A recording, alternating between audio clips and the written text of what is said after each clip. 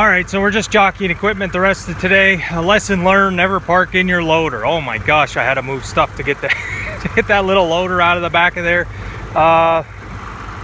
Let's see. I'm gonna put the baler in and unhook it and get the manure spreader ready, and put this other empty wagon in. We can't make hay. We got more rain coming today, tomorrow, the next day. It's just another wave of rain. Okay, we're still jockeying, but before I fill this thing with manure, I want to test it because I don't know how it's gonna do. Ooh. Tire's seen better days, but it sits out all the time. So, all right, like I said, it's not my spreader. I don't know what it's gonna do. Let's test the hydraulic end gate and the floor chain. I've got it hooked up here to the 986 pretty well. I greased it the other day. After unloading hay, I was all full of sweat. And I didn't feel like going in the house all covered in sweat. So I needed to cool off, so I greased the spreader. Let's see what happens.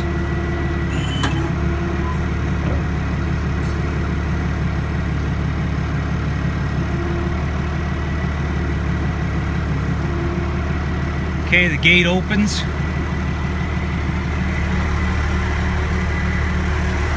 Get over here, engage the PTO shaft.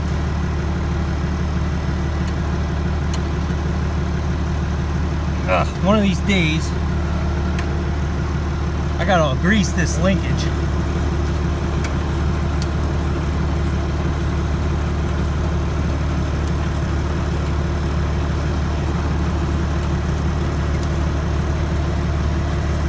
It's moving. I don't know what kind of floor chain speed. I'll have to figure that out once I get in the field. That's what that rope is there. There's a ratchet.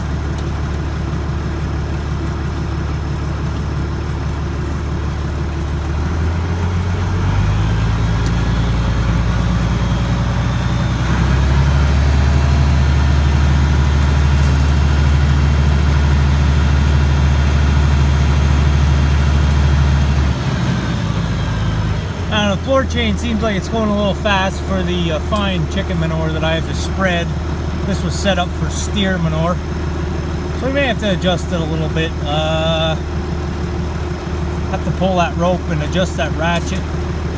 So we'll play with that once we get up there. I'm not going to do it today. It's going to rain about 2 hours from now. We are forecast to be drenched with another inch or two of rain.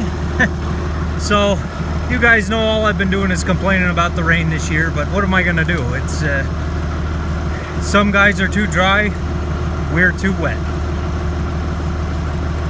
And these temperature changes are just going like crazy, so a lot of stress on the corn and beans, but it's good for the hay, of course.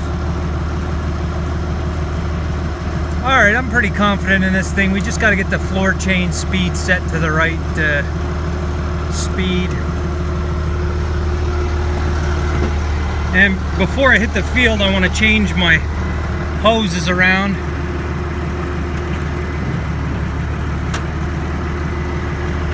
Yeah, because on this I'm pulling up to make it go down.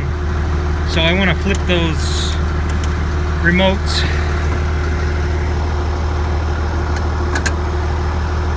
That goes hard. I gotta see why.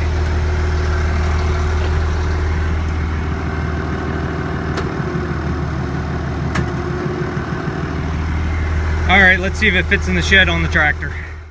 Alright, good enough for me. It's inside. I know it sits out all its life, but at least it's in the shop for a day or two here. I don't want to have to mess around with hooking it up when I want to go and spread. I want everything ready to go for Monday. Like I said, today is Saturday. My videos might be a little bit off from real time, but so anyway, this is plenty of tractor for this little spreader.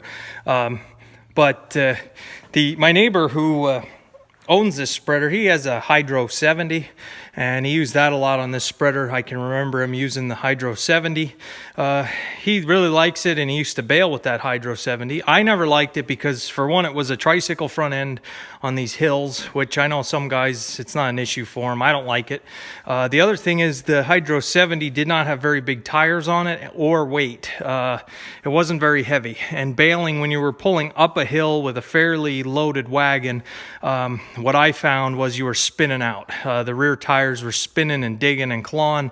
The tires were only as big as the 560s, the 15 538s, and you couldn't almost pull the hill. I didn't like it. I didn't think it was very safe. He had used real big wagons, metal ones, and had kids on the back stacking, so you could get a lot of weight on those wagons. And I don't know, the Hydro 70, it's nice to have a Hydro to bale with.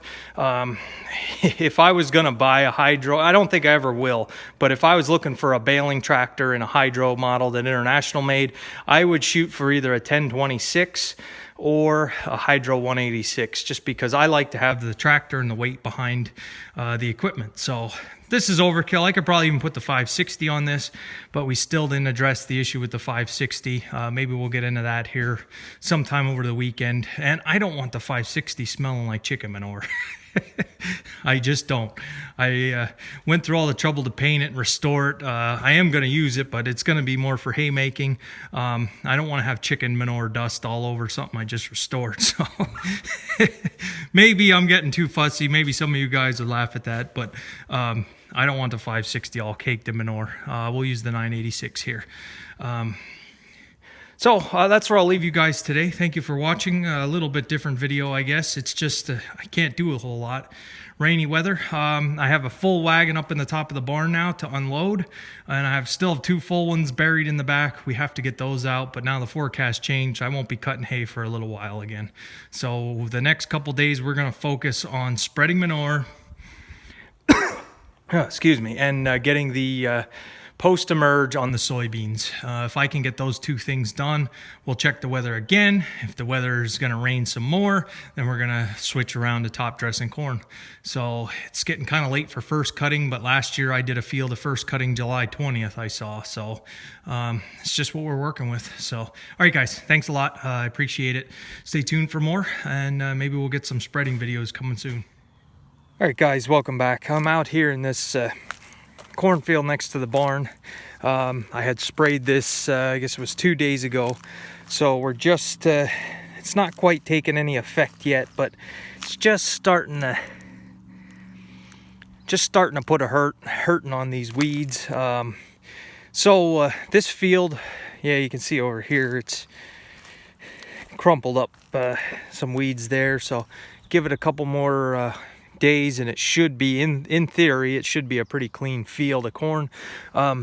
This field, I had showed you guys some of the worst corn the other day, so I want to do again some of the best corn on the farm, just to show the perspective of the wide range of corn that looks terrible versus some of the best stuff.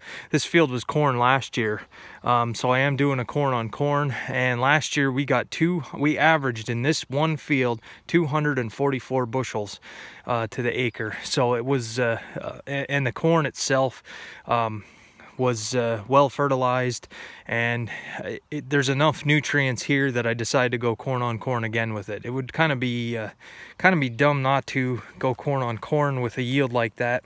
But these plants here, you see, we did crumple up some weeds here, and the grass, there was Roundup in with it, so that grass will be gone pretty soon. But these plants I'm a lot happier with. So far, without putting any nitrogen on yet, we're going to start top dressing here pretty soon, hopefully within the next week. I have to try to work that in with making hay, but as others have said here on YouTube, top dressing corn is definitely a priority over baling hay. So we want to really start getting geared up for the top dressing. But yeah, this stuff down here, I'm not seeing as much of the streaking in the leaves as up on the hill. Now I am noticing some bottom leaves that are a little bit brown, but that could be something to do with all the rain. It is raining now, kinda. Last night we had a low in the the upper 40s, I should say. So and today it's only 63, so it is a fairly cold day. We've been having some real violent temperature swings here. We had that day that was 98 degrees, and now we have a high of 60 something. So it's definitely not a nice uniform temperature for the corn itself. But I am very proud of this field. It is one of my favorites on the farm just because it's not hilly. This here is about 5 acres. I know it's not a giant field, but I'm very proud of this 5-acre field. How it does. This was an old sod pasture up until about 2007, 2008. And the guy that was farming here at the time decided to rip it all up. And he planted corn, and it did amazing for him. I'm sure it did better than what I was able to do. So with this being a bottomland, lowland type of soil, I've said this many times, even though it gets a lot of rain on this, we got a lot of rain, there is drain tile under here to take away the excess. So I'm a believer in drain tile for sure. But the dirt, this dirt is different than the dirt on the hill. It's a different consistency. It's dark. This is more like what you see in the videos from you guys in the Midwest. Black. It's not quite the black soil like you guys have, but this soil, if the whole farm was like this, I would be very happy, but that's not the case, and that's all right. Up on the hill we have a lot of shale, and it's a red soil. It's red. It's just the type of soil that it is. With being no-till down here, I was hoping the ground wasn't going to be too hard, but I don't think that's the issue. We have a pretty good stand here of corn. And if you dig down a little bit, there's a lot of earthworms in this soil. One thing we had trouble with last year was slugs in this field, and I am not seeing any. I didn't put anything on, but I'm not seeing any slug activity. The guy that planted said he had problems with slugs too in some of the no-till fields, but that has a lot to do with what kind of winter you have, he said. Last year we had a mild winter, and depending on your summers too, we had a very cold winter last year, very cold. We had negative days in the negative temperatures, and I don't know, I'm not gonna say that had something to do with taking care of the slugs, but I don't see any slug activity at all compared to last year.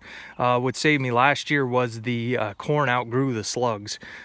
They were really active when the plants were young, and about this a little bit higher, I guess last year I had put the first application of nitrogen on, and this field just took off. It absolutely went crazy. So I'm hoping that I want to take care of this field. I want to make sure it's well fertilized because it has to make up for yields up on top of the hill that are going to be down in the 20s and 30s bushels to the acre. So this one and that one over there is another high yielding one, but that field has its problems with drainage and the ground. Again, I don't understand why the soil on this side of the road versus that side of the road is so different. This is a much blacker soil. It could have something to do with being sod for so many years and a pasture, but I'm happy with it. So this, like I say, this was planted May 29th, I believe. So we got a ways to go. It's not going to be, but they don't harvest my crops till around Thanksgiving. So we have time. So we'll see. Weed control is an issue in the bottomland. Along that edge of the field, I had a lot of burr cucumber last year growing into the corn. I have some burr cucumber out here in the center of the field that I had to get out and get sprayed. I'm going to put on that little spot sprayer and straddle the rows with the 395 on the 3-point and go all along that edge and spray it real well, because there's poison ivy coming into the field. There's, like I say, that burr cucumber made a mess. Last year I didn't see the burr cucumber till the corn was 6 foot high, and I went in there with my backpack sprayer and was just spraying herbicide up in the air trying to get rid of it. So I don't want to do that again this year. So all right, let's see what else we got going on.